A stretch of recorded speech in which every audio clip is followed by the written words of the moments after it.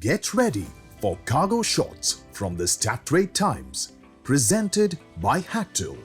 Here's a weekly roundup of the latest air freight and logistics news. UPS MD-11F crash claims multiple lives in Kentucky. Emirates expands cargo network amid record profits. And the US ban on Mexican flights threatens cross-border freight. Stay with us as we bring you this week's top stories from the world of air cargo. I am Nikita Sebastian and you are watching Cargo Shots presented by HACTL.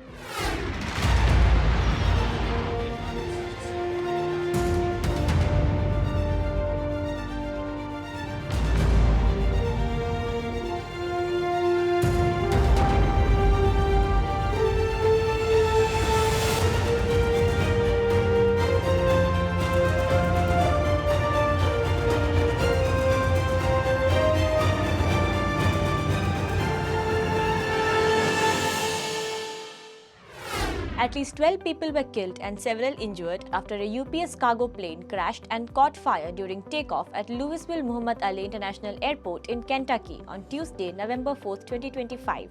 The MD-11F, operating as Flight 2976 from Louisville to Honolulu, skidded off the runway around 17:15 local time, striking several nearby buildings and igniting a massive fire. Kentucky Governor Andy Beshear said two businesses, Kentucky Petroleum Recycling and Grey Day Auto Parts, were hit directly and several people remain unaccounted for. The National Transportation Safety Board confirmed the plane's left engine detached during takeoff. Both the cockpit voice and flight data recorders have been recovered. The 34-year-old aircraft, built in 1991, was formerly operated by Thai Airways before being converted into a freighter in April 2007. All airport operations were briefly halted but resumed on Wednesday. Emirates is expanding its cargo and courier operations as the group posted record half-year profits. Emirates Sky Cargo transported 1.25 million tons of cargo in the first 6 months of 2025-2026, up 4% year-on-year, though yields fell 6% due to softer demand. The airline introduced 3 new Boeing 777 freighters and expanded Emirates Courier Express, which began operations in Germany on November 4th via Frankfurt. The new service connects Dubai and Frankfurt through 21 weekly flights, offering door-to-door deliveries for industries such as life sciences, automotive and industrial engineering across Europe, the Middle East, Africa and Australia. In Africa, Emirates will add a 5th daily service between Dubai and Cairo from 1 December 2025, providing an additional 300 tons of weekly cargo capacity for Egyptian exports. Emirates Group reported a record profit before tax of AED 12.2 billion for H1 2025-2026, marking its 4th consecutive half-year of record profitability.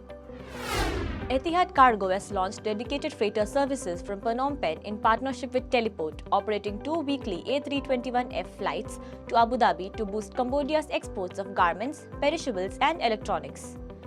In China, Etihad Cargo and SF Airlines have increased flights under their joint business agreement, now operating 9 weekly services to Shenzhen and 7 to Izhao, to strengthen trade in sectors such as e-commerce and pharmaceuticals.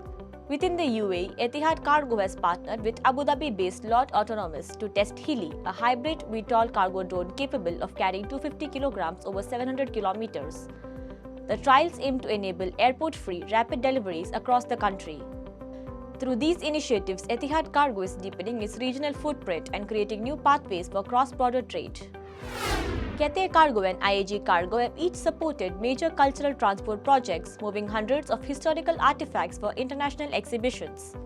Cathay Cargo flew 250 ancient Egyptian treasures weighing over 30 tons from Shanghai to Hong Kong for the upcoming Ancient Egypt Unveiled exhibition at the Hong Kong Palace Museum, using its Cathay Secure solution and specialist equipment to ensure safe handling.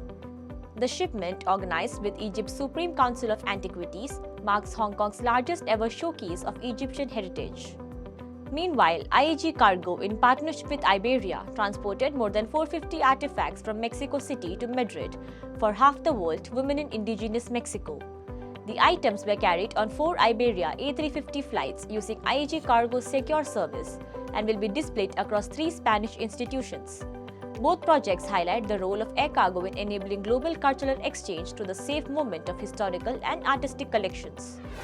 Delta Airlines will invest up to $18 million to build a new air cargo hub at Salt Lake City International Airport, scheduled to open in 2027. The project, in partnership with the Utah Inland Port Authority and Salt Lake City, will modernize airport infrastructure to meet rising logistics demand in the Mountain West. The new facility, located in a renovated former USPS building, will replace Delta's existing cargo space at SLC and enhance operational efficiency. It will feature advanced cold chain storage, extensive warehousing, and dedicated shipping, receiving, and administrative areas. Peter Pensil, Senior Vice President of Delta Cargo, said the facility will strengthen Delta's cargo operations and support customers across Utah and beyond. Salt Lake City Mayor Erin Mendenhall said the investment follows Delta's broader expansion in the city, including new international routes to Seoul and Lima, and will boost local business and global connectivity. The Air Forwarders Association has warned that the US government's withdrawal of 13 flight routes operated by Mexican airlines could severely impact air cargo capacity between the two nations. The ban, announced by the US Transportation Secretary Sean Duffy, prevents several Mexican carriers from operating passenger flights into the US, removing critical belly hold cargo space. The US Department of Transportation reported that air freight trade between the US, Mexico, and Canada was valued at $6.1 billion in July 2025, up 22.9% from last year. Brandon Fried, Executive Director of the AFA, urged both governments to find a quick resolution that maintains freight connectivity. The AFA represents freight forwarders dependent on international air service for transporting goods from manufacturing components to medical supplies. The International Air Cargo Association's Air Cargo Forum 2025 concluded in Abu Dhabi, marking the city's debut as host and highlighting its rise as a global logistics hub. Organized with Etihad Cargo, the event drew industry leaders to discuss sustainability, digital transformation, and supply chain resilience. During the forum, TIACA announced a leadership transition as Roos Becker assumed the role of chair, succeeding Stephen Polmans, with Emir Pineda and Tushar Jani named co-vice chairs. The association also revealed that its next executive summit will take place in Warsaw, Poland from June 1 to 3, 2026, hosted by Lot Polish Airlines. The summit aims to further strengthen global collaboration and innovation across the air cargo sector. Thank you for joining us on this week's Cargo Shots. Stay updated by hitting the subscribe button on our YouTube channel and visiting www.stattimes.com for daily news updates. We will be back next week with a new episode of Cargo Shots featuring more interesting stories.